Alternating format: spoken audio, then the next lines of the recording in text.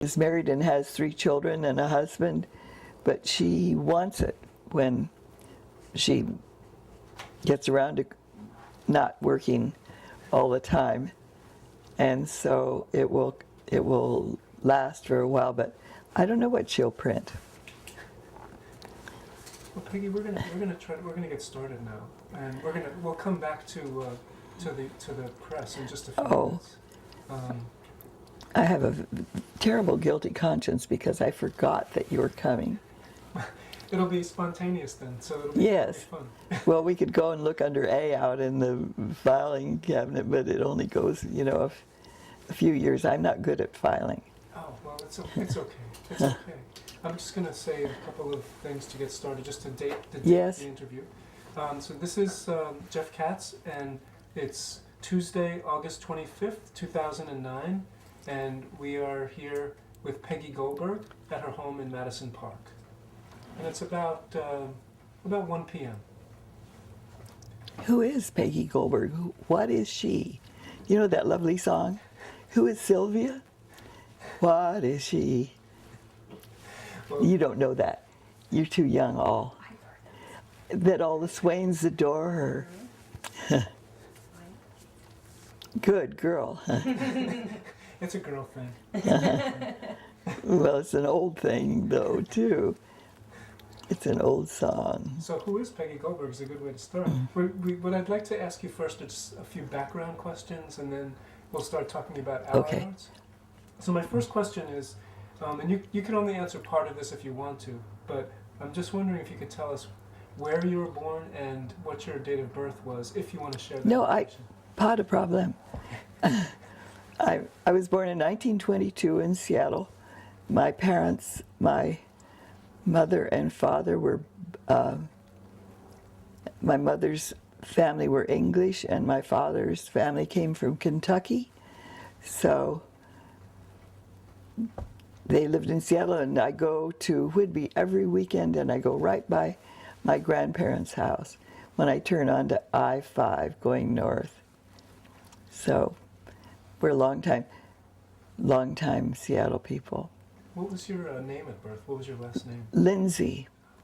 And my parents met at Broadway High School, and I went to Broadway High School, excepting during the Depression, my father, who was a stockbroker, and mother decided to stay in the summer house all year, and so I went up to 8th grade in Bellevue Grade School, and I had the best English teacher in my life, Miss Jefferson, at Bellevue Grade School in,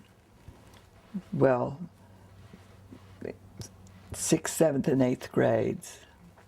Those schools went up that far in those days. And then when it was time to go to high school, we moved back to our Seattle house, and I went to Broadway where my parents met, and then to the university, and it was wartime when I went to the university. The war broke out while I graduated from Roosevelt in 1939. Does that make sense? And started the university then, and graduated in 43 or 42, however that adds up. What did you study at the university? Well, I took art and English, so I made such good friends. There were such wonderful, there were some who were refugees. There was Johannes Molzahn, a great art teacher from Germany, and then there was Ambrose Patterson and Walter Isaacs, those wonderful art teachers. And what was a lucky thing for me is to learn to understand that I was not myself a great artist. So I've always been on the fringes of doing things artistically or artistic.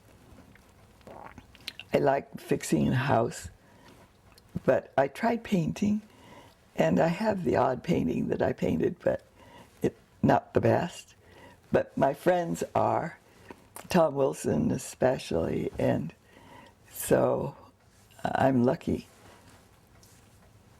I was married to my first marriage was to a charming poet who went to the university, who was killed in the war, had to go off to war, and died. And when were you married? When was your first marriage? well, it must have been in 43. Whatever numbers you put in front of 43. 19? I don't know. Then I was married again and had 2 wonderful children who exist. My father retired early from his job as a stockbroker so he could buy a sailboat and go sailing. And I had sailed with him from when I was maybe 4 in little boats. And so sailing was always part of our life. And so my father retired early and bought a boat, a ship, or whatever we call it, big enough to go up into Canada. And he thought that it would help me get well from having polio to be the skipper. So there I was. Well, I'd sailed since I was really young, but I hadn't sailed a 40-foot boat that much out into the Pacific Ocean, or well, up into Canada anyway. So it always worked. I didn't ever wreck it. And I had my children and my then husband and so on, and we went clear up, way up into Canada, past the Straits and up past Vancouver Island. Not north of there, but it was fine. I still have some charts over here. You have to love to read charts and know about the tides and understand that seafaring stuff. I just love that. What are your 2 children? What are the names of your two children who you had with your second husband? Jane Blair. My son Joe, he's from my first wedding, and my daughter Anne also, and actually from my second. And then I have Jane Blair from my,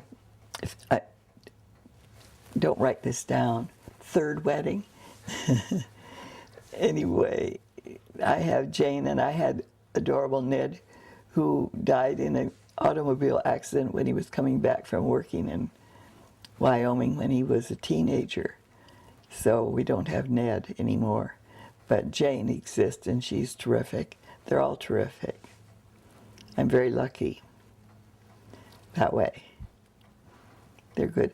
Jane is the one who wants the press, but she sells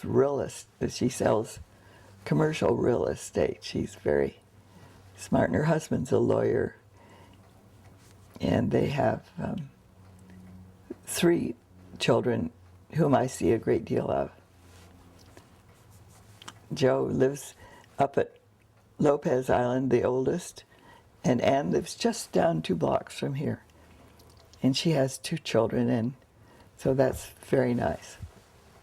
It's nice that your family is Yes. still around here. Yeah, nobody's mad at anyone.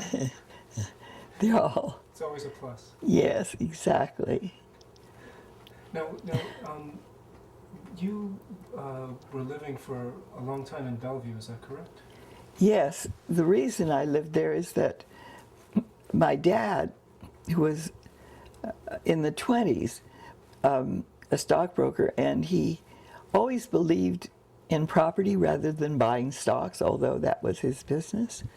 And so he bought 10 acres in Bellevue, and there it was 350 feet on the water facing Renton, just past the East Channel Bridge. It's just a beautiful location.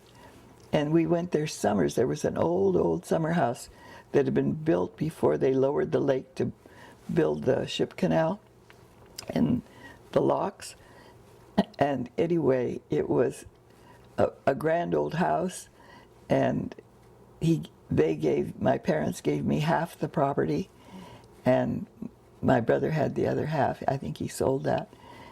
And so I had 150 feet, and I built a house that I drew on squared paper, and a magical old carpenter came and built it. It was 25 feet square, but it was fine. And I had a job then at the university bookstore doing the windows, because I'd worked there as a senior in the art department.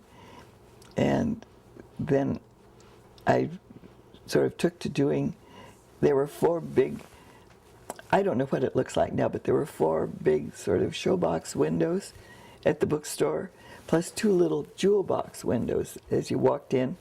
This is the old entrance. And so Wednesday was window day. And there was an old geezer who came and did the window for the men's shop, because I didn't know how to tie the ties and so on. But all the rest of it I got to do, and it was, you could make up funny posters. I became good friends with the guys that made the posters down the street, and it was a lovely job. And my dad had bought me an old car, a Franklin, pea green Franklin car, 1932. That's the last year they made them.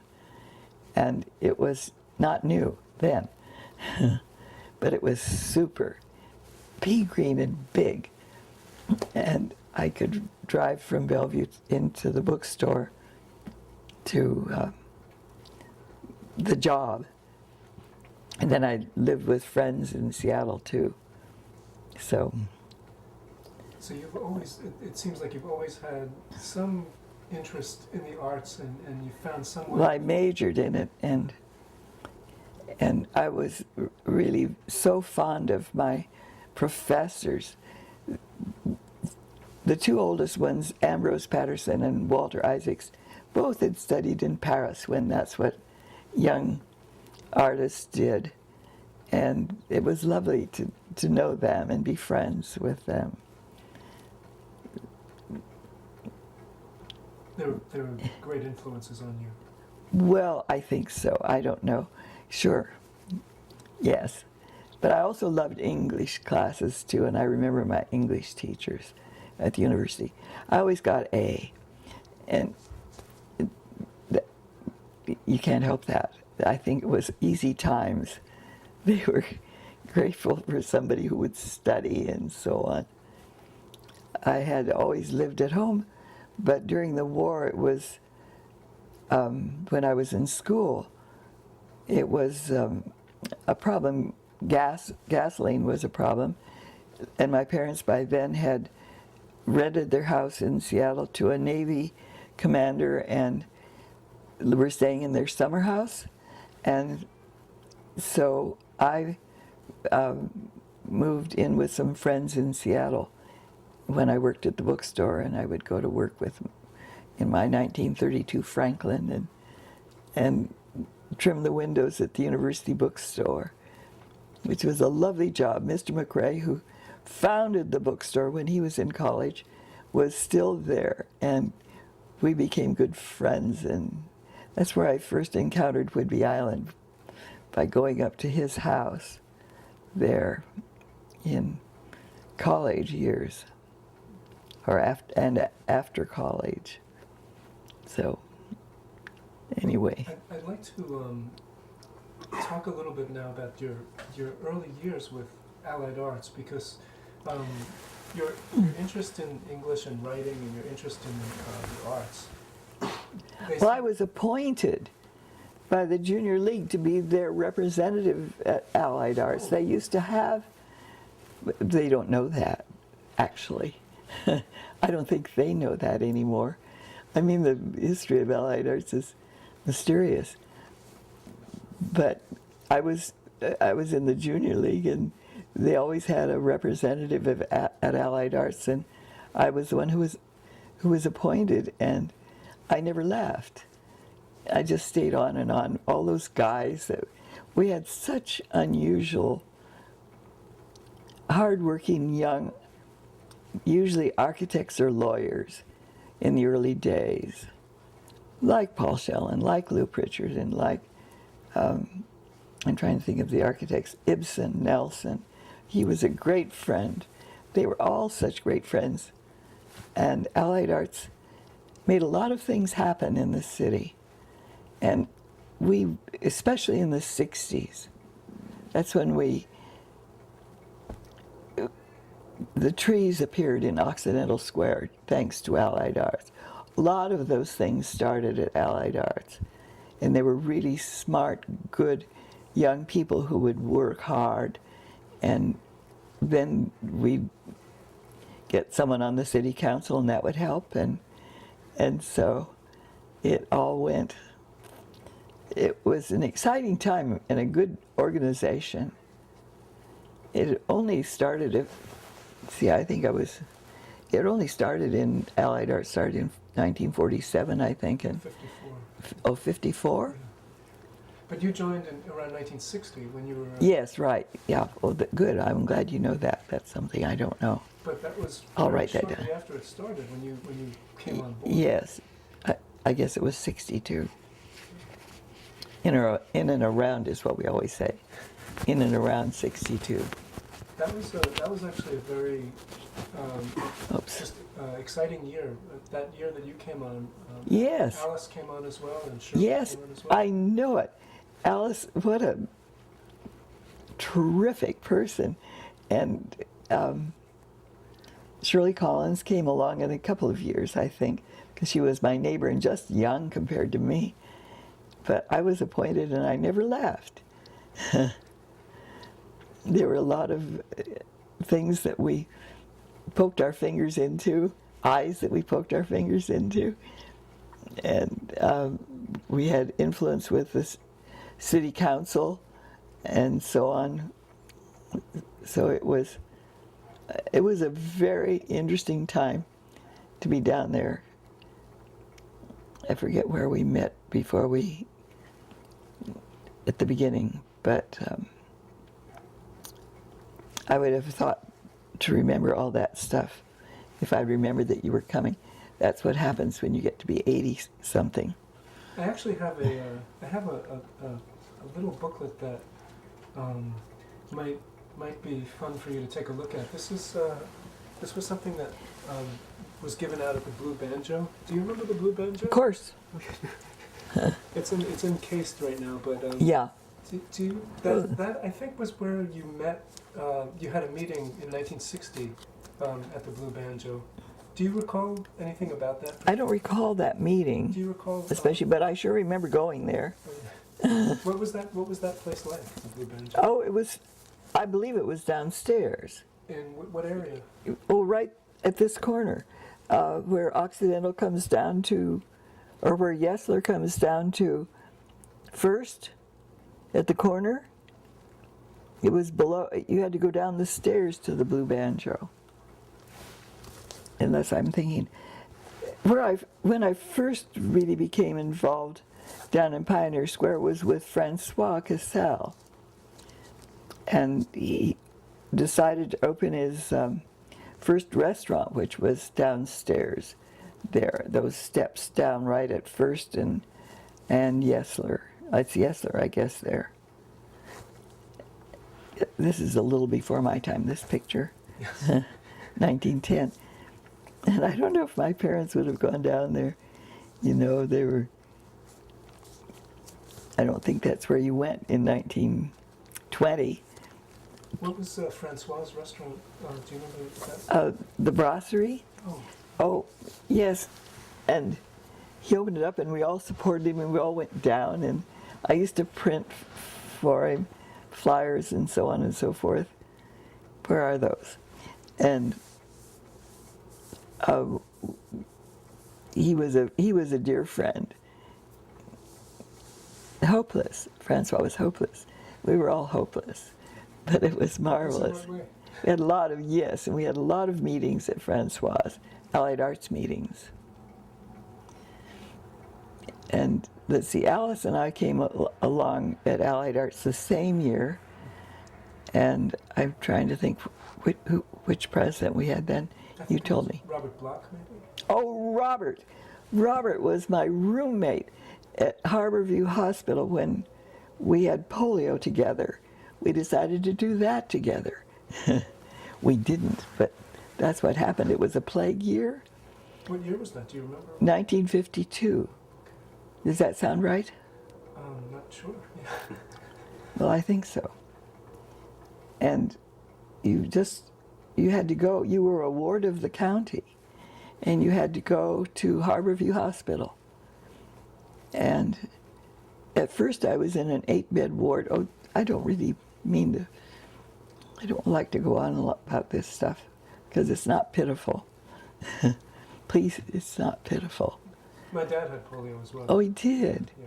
Was he in the hospital for a while? He was, yeah, and he was, but he played baseball with his leg in a Yes. in A brace. Brace, yeah. So Oh. he didn't let it stop him. No, well, you don't. And the 8-bed ward had every kind of disease in it. Old people, and then they winnowed it down to just a couple, and Bob Bloch and I ended up roommates. And we had known each other through Allied Arts and various other things, but he was a great friend, and he was smart, and we were really very good friends. He went through 2 or 3 wives while I knew him, or they went through him, whatever. But it was a good friend, and then he had all those kids, and I had all those kids, and so on and so forth. I had 2 children I think he had 2 children also when that plague year. What was his profession outside of Allied Arts? Nothing. Nuffing, nothing. His father, well, you don't want to hear about it. His poor father tried to press dollars on don't put this in the thing, on the nurses and doctors at Harborview Hospital to make his son well, when he had polio. Well, that was sad, but there were also funny things about Robert Bloch going down for the 3rd time in the swimming pool at Swedish when they were trying to get us well. And he would be saying, "Help, help," and I would be laughing in the pool on the other side. And they would catch him and pull him back up, to grasp his little hands onto the side. And it was a bizarre experience. And what I had was a very protected life, I guess. I don't know. I hadn't really. I mean, as long as I was with my family, I had a very protected life. But then my first husband died in the war, and then I married again, and that didn't really last. But I had 2 marvelous children, and then I was divorced, and we don't have to write this down. And then I married again and had 2 wonderful more children, and one of them was killed in a car accident.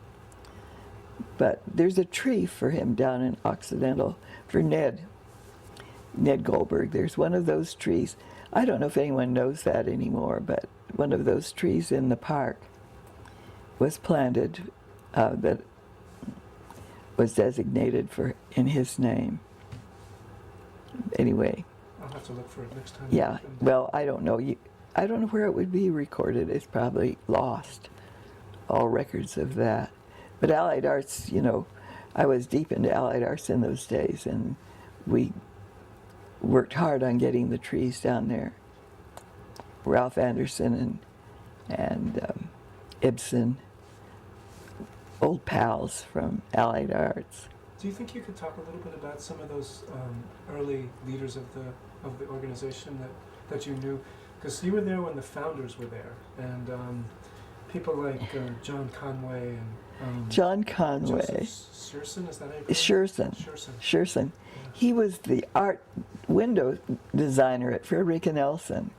He was a very sweet guy. I didn't ever know him really well, but he was still around when I joined. And Ibsen I knew very well. We were good friends. And Fred Bassetti still is a good friend. And who was the other? Joseph, did you know Joseph Shearson at all? I knew him barely. He didn't stay with Allied Arts much after I joined it. I think he worked at Frederick and Nelson as a designer or a window. Well, I always say window trimmer. That's what I worked as, a window trimmer. What an embarrassment! I used to do the windows. Was my job after I got out of college, was being a window trimmer, or you could say, if you wanted to be grand, you could say window designer at the University Bookstore. I told you that already, so I won't repeat that. I try not to. Oh, let's see, who else? Yeah. Did you have any contact with John Detley at all when you were there? Who? John Detley? No, he just had. I think he had moved to California. Okay. It was right And yes, just before I was appointed by the Junior League to represent them, but they never were interested in being represented, but I just stayed on and on. I don't know how many times I was secretary or else treasurer or vice president. I never wanted to be president. You never did? No. Well, no, later I was chairman of the State Arts Commission for a while, but I'm not a leader of that sort. I'm a backer-upper more. I'm just wondering if you could talk a little bit about what it was like to be part of Allied Arts when you first came on. What was Allied Arts like when you first started? What was the general atmosphere? Well, we had wonderful people like Joanna Eckstein, whose family, her father was not a pioneer, but there's the Nathan Eckstein School. And she was this remarkable lady. Boy, I wish if I weren't so forgetful, I would have gone out and looked in my Allied Arts file out in the garage. But I can't remember the names. You don't have the names of the people that were in Allied Arts in the early days. Yeah, some. In fact, I was going to ask you a little bit about Norman Johnston. Oh, he was a great friend of mine, and he still exists. And he was cool and quite serious, but a very good friend. They all were such good friends. Those guys were willing to put in a lot of time to make things happen in the city. And I think that is, I don't see that happening today especially. But Allied Arts, the architects who started it were I was in the second small wavelet of members, and I think I was only supposed to stay a year, but I've never left. The poor old foundation still meets here once a month, as you know. And you get Alice, and you get Jerry Thone. He came along. There were a lot of lawyers in the beginning. Lou Pritchard and Paul Schell and so on. And they all needed support and backing up, and that's where I came in. Whatever. Can you recall some of the women who were influential at that point? Like, just some of the names that came up are people like Cecilia Schultz and... Well, we knew her, but she had her own deal. And I don't know whether she was a member or not. I don't recall her coming to any of those early meetings. What was her role in the city? Oh, she brought, I think she brought opera to Seattle. I'm not positive, but it was musical. And she was strong and powerful and a remarkable person.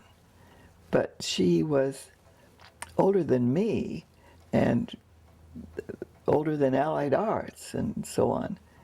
So that didn't, she was a force. Very strong lady, but that's, she wouldn't have known me. Just You a printer. You also served with Shirley Turner Oh, Shirley Collins. Collins, yeah. Well, she's one of my very best friends. And I missed seeing her last weekend because she came as a bride to live in our old summer house in Bellevue and came to my door, and that's when I met her. I thought she was selling something because in Bellevue no one came to my door. I lived down by the lake and quite 350 feet from the road, and so I thought she had a big bag, and I thought she was selling something, and turned out she was just a bride, and she lived in our old summer house. I'd built a house down close to the water because the property, when they lowered the lake, when they built I told you this already. Anyway, I was down on what was formerly Lake Bottom, my house, and I drew it on squared paper, the house, and then an old geezer came and built it, and it was a good house. It was fine. It withstood a lot, and I added on, it was a square, and then it was an L, and then it was a U, and then it was a big rectangle, added on 3 times. And you had a lot of meetings. Oh, yes, they used to come there. Yes. I seem to remember reading the meetings were at your house, and little maps giving directions, and over and over and over again. So you had many meetings at your home. What were those meetings like? Oh, they were terrific. I mean, it had a lot of smart architects and lawyers, and then it had people like me that were willing to laugh and carry on and have them come and so on and support them. And I had the printing press by then. Well, Shirley and I bought the printing press together, I think in 1960. Now, does this sound right? 62 or 64, something like that, from the estate of Glenn Hughes. And we had to teach ourselves to run it. And so I printed always and still print free. But all the Allied Arts stuff, I either designed it and set it up and took it downtown before I had the press, and before I could set that much type. But then after a while, when we got Alice Rooney, she came up the same year I did, she would type it up, and then I would cut it up and paste it up and make a little thing and take it down to this nice guy downtown, and he would crank out the Allied Arts newsletter in the early days. And that was lovely. It was fun. And I don't know how many we mailed out or whatever happened, excepting that Alice would type it up and we'd make a title out of sticky letters. That's before I had the press. And the press is lovely. And I'm ashamed of myself for not being out there setting type right now, but I'm not. What was the name of the press that you... Duck Press. That you took it to in the beginning? A printer, you mean in Seattle? Right, yeah. Oh, it was just a job printer down in some building on 3rd Avenue. I can't remember his name right now. Another one who helped was at L&H Printing, the guy up in charge of setting up the type and everything. He was a great mentor because when anything went wrong with my press, I could call up call him up and say, this is what's gone wrong with the press today. Because he knew all about the old press and how they worked. So did it take you and Shirley a little while to get used to it? To get used to the press? Well, yeah, it was okay. It was amusing. Shirley lived in our old summer house, and so we put it in a little 9 by 12 room building that was outside that my dad had once built, and that's where Duck Press started, and we thought of Press Duck, and so we taught ourselves mostly. Then I'd call up George down at L&H when I had a problem, and then Shirley sort of eventually moved on, but the press was then moved down right next to my house on the front of the garage, in the front of the garage. And it's a room just like the one that's out there now. It was the same configuration. And those, well, you haven't seen it yet, but it has those marvelous drawers. I forget where I bought those that hold paper that, paper is longer than this sofa. And I bought other things, and I bought type, and I sent away for type, and I learned a lot. I studied a lot about type, and I have type books, and I became very persnickety about what sort of type that I would use and what I wouldn't. And a lovely thing happened. A bad thing happened. I lost a son, my beautiful 17-year-old son, and my godson in San Francisco called up, and he was 17, and he said he thought he'd like to come up and learn printing. And now he has a business in New York, and he prints the most beautiful books. But he did come up and stayed a month or so, and Tom Whitridge, his name is, and he has Didymus Press, Doubting Thomas, and he is a wonderful person. He was he came to visit me just a couple of months ago. Anyway, his mother was my best friend in college, and anyway, Tom exists and is printing and does books. There's a book right by your elbow, right there. It's in the case. You just have to lift the whole thing up. But I think he printed the one underneath it is just his. That's an interesting one too. He's a remarkable printer.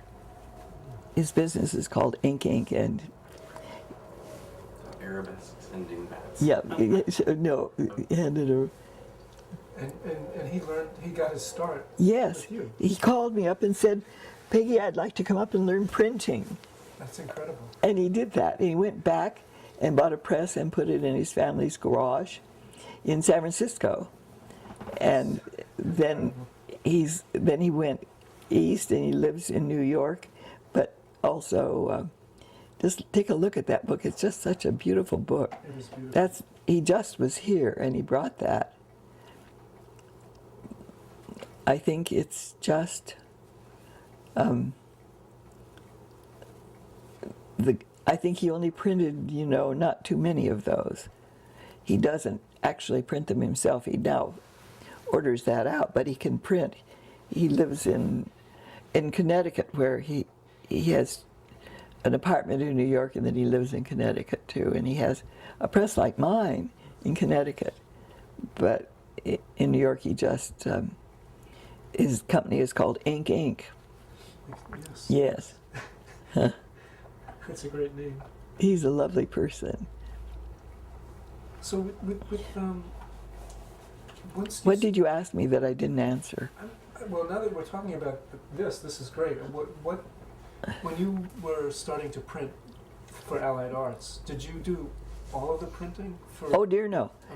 I didn't have any press or anything. After you got the press, did you? Oh no, the printing? the only thing I could, no, I still, in the early days of printing for Allied Arts, sure, Alice would type it and send it to me, and I would just set it up on a nice piece of paper and take it down to some small guys, and I can't remember their name right now, down on 3rd Avenue, and they would crank out the Allied Arts newsletter. And what about after you got the press?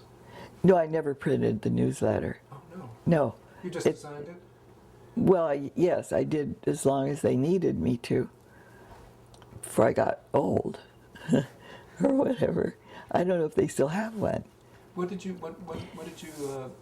print for Allied Arts with your press? What kind of material? Well, if we go out in the print shop, there may be the odd. I did announcements and party announcements and come join Allied Arts announcements, or don't fall off the cruise boat announcements. And the beauty of it was that you could always be funny and nobody cared.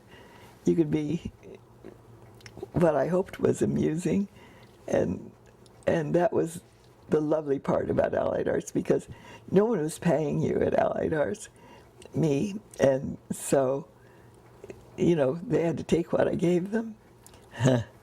And when we had Alice, it was marvelous, because she would do all the hard part of writing up whatever the business was, and then I just got to put a heading on it and lay it out and see if it would fold right, and so on and so forth, and send it out to the hapless members. Allied Arts was really a lively institution in those days. There were so many architects and lawyers who were just waiting to fix the city and make things happen. That was an exciting time in the city, really, the 60s. Boy, that was a long time ago. You were involved in the early Pioneer Square efforts, I know, and that was a big campaign when you first started with the organization. Yes. Do you remember some of those some of that period and what was happening when that began with Pioneer Square? I can't think of the timing at all, and I know that it would just have all would have been through Allied Arts, but it was when we had all those architects and lawyers, and they were determined. They had, I forget if any of them was a city council member at that time, but we had a lot of leaners. They would lean on people, and that seemed to work, and it happened. Francois was a big help. A lot of meetings were held down at the Brasserie, Francois' first restaurant, and then I forget what year it was that we took our office down there, but it used to be clear up on Capitol Hill, I believe, in some little house. Sometime around. And we used to have people like Joanna Eckstein and some sort of not active people that I guess they thought they were going to be arty or something. I don't know. Very interesting people. It was always a bunch of interesting people. Joe Scherzen was a very nice man, and he did the windows at Frederick and Nelson. He was a window trimmer. Only they like to be called designers. And I, for a long time, did the windows at the University Bookstore. But who was it said that you didn't want, they thought it should be called a designer instead of a trimmer. Do you recall, you were one of the first members of the Friends of the Pike Place Market, and I know that you were really instrumental in putting together those champagne breakfasts Oh yes, I know. Illegally, I took my children down there to serve champagne. I just think of Ned, darling teenage kid, serving champagne upstairs at Lowell's, or wherever that was upstairs. Is that where they were held, at Lowell's? Well, some, yes. I think mostly, because it was the only place that had enough chairs and so on. We had those champagne breakfasts. And what were those for? What were the champagne breakfasts for? Well, I don't know for sure. It's possible. I mean, I know I must have printed for it, but it was only to keep Allied Arts going, maybe. And to drum up support for the market? Yes. Maybe it was when we were saving the market. We had all those architects who really wanted to do it. They were enlightened, I think would be the word. They realized the importance of the market to the city, and it was something that the populace in general didn't realize at all when we started. And that was a very good thing to happen to the city. And Allied Arts came along at a good time. And hats off, especially to Victor. Victor was such a strong, good member, Victor Steinbrook. And we were good friends. And he was cool. But he was very smart, and he was very stubborn. And he didn't relinquish anything. He just, if he thought he was really an important person. Ibsen was too, but Victor was the one whose name, of course, is associated with the market. Really. Oh, poo. I'm sorry. There's one, I don't know where it is. Why don't you just answer, dearie? Want me to answer? Sure. Peggy Golberg's phone. Uh-huh. Perhaps they could call back. Could you call back? We're actually in the middle of an interview right now, so if you could call back in a couple hours, that'd be great. Thanks.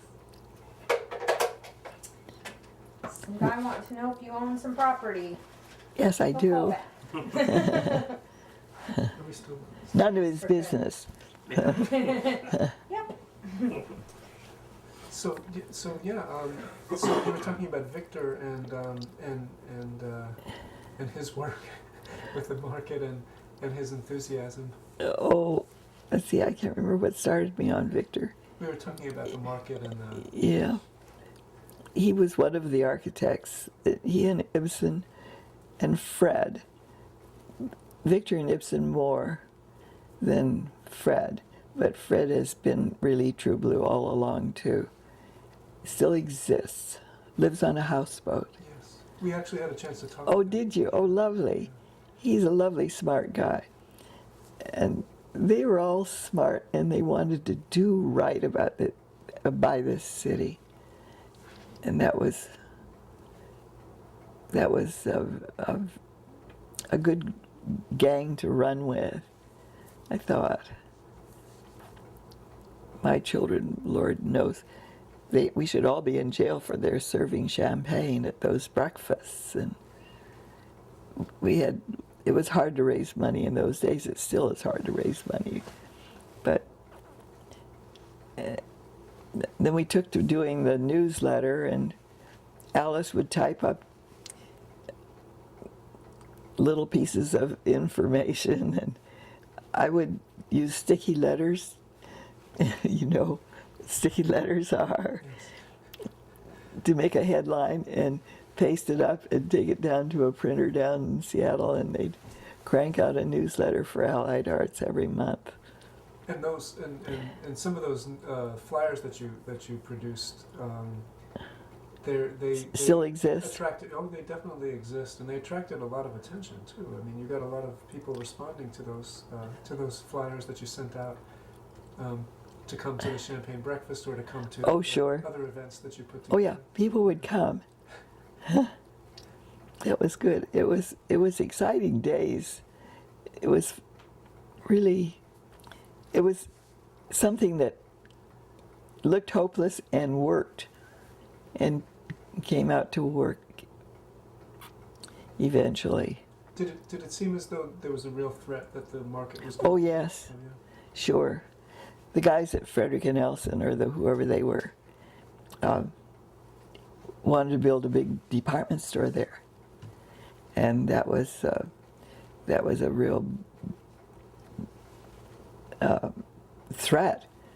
And Victor was the one who really was the strongest person, but those other architects came along, and they all belonged to Allied Arts.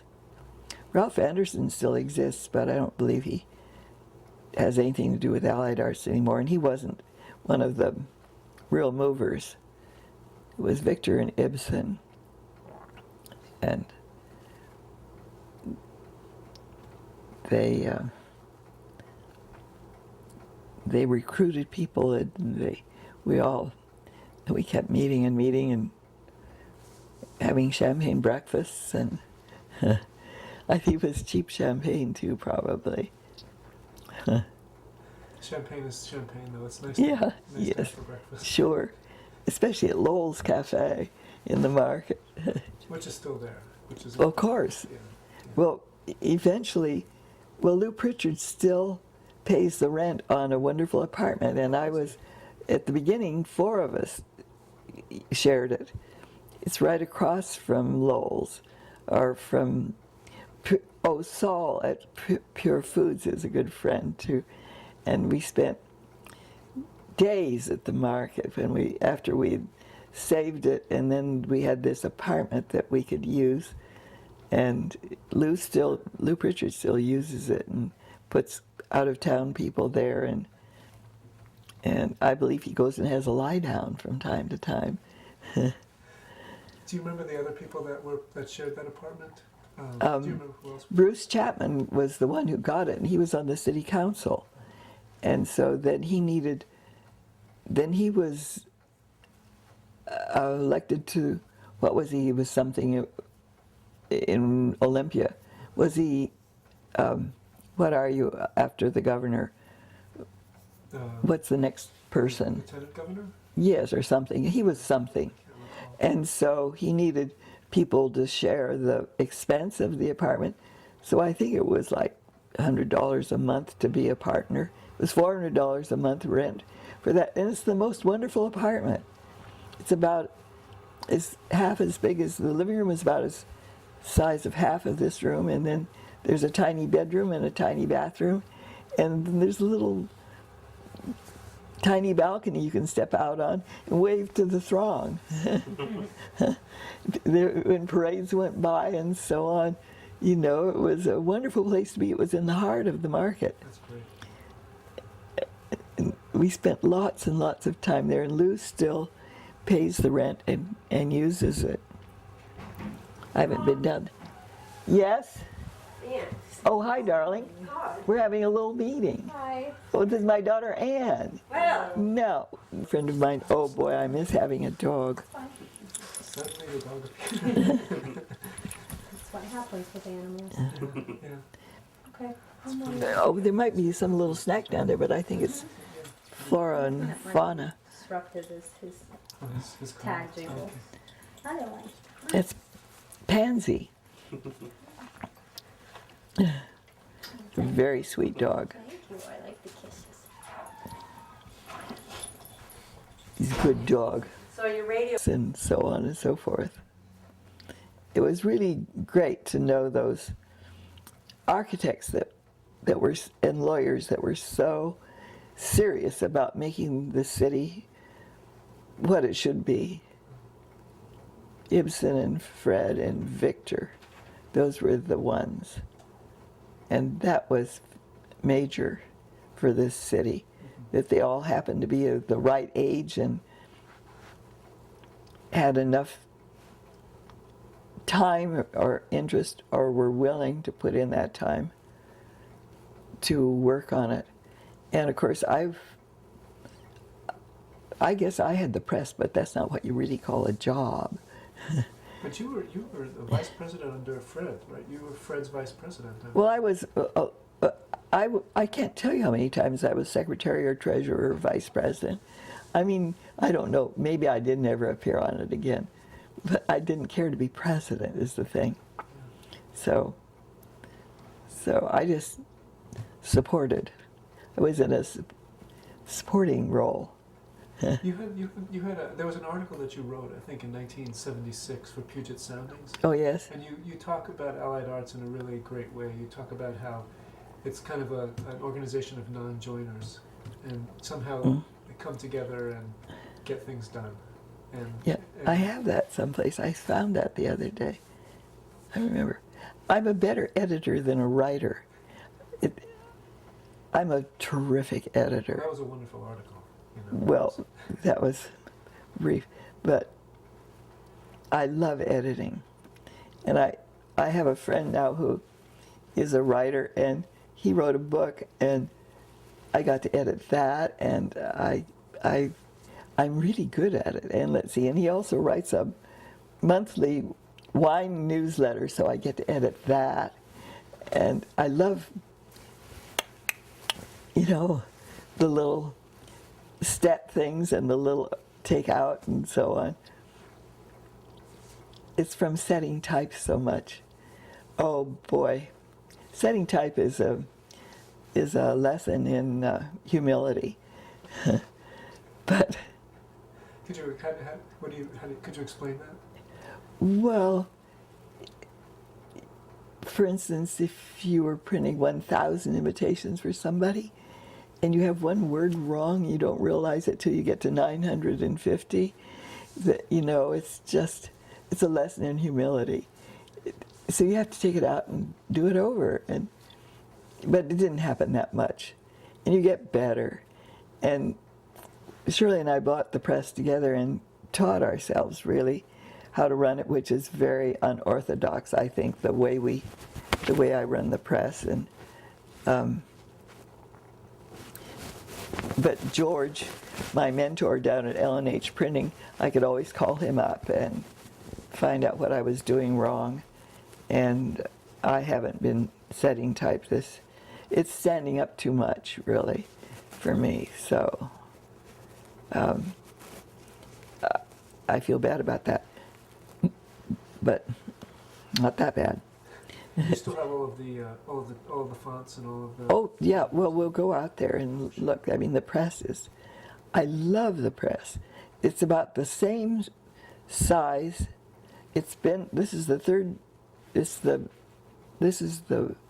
Let's see, it was moved to Shirley's house and then down to my garage and then to Seattle. So it's moved 3 times, and it had belonged to Glenn Hughes. I told you that.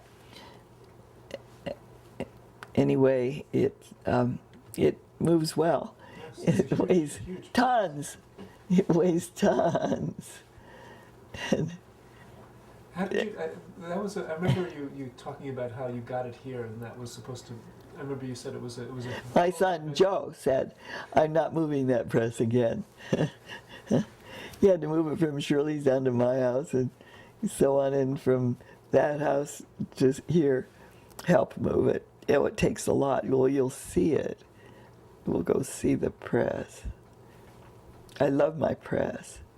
I love the words. I love I've read a lot about the type designers, the old ones. I have a lot of books about them, Gaudi and so on and so forth, Bodoni and so on, whoever designed those wonderful old classic typefaces. It's interesting. When I was looking at some of the printing that you did, some of those typefaces looked like they were kind of anticipating the style of the '60s. And once the style of the '60s came around, it was almost exactly the kind of stuff that you had been doing, which was really interesting. That kind of antique style, which got to be very cool around the late '60s. You were kind of doing that already in the Well, late '60s. whatever we were doing was what we had. Right. But it was a really timely style. Although I used to buy type, and I learned how to buy type. Comes in a lovely little box, a font of type, and it's very exciting when it comes in. You know, it costs $40 or $50, and it's wonderful. And well, we should really be out in the print shop because it's marvelous. Have you been in a print shop ever and seen a press like mine, a letter press? Lead press, yeah. Yes. And I have drawers and drawers of types, some very unusual types, I think, because it was Glenn Hughes' press, and I don't know what he printed. Who knows? He was a strange guy, sort of the drama teacher at the university or professor. But then I've bought a lot of types since then.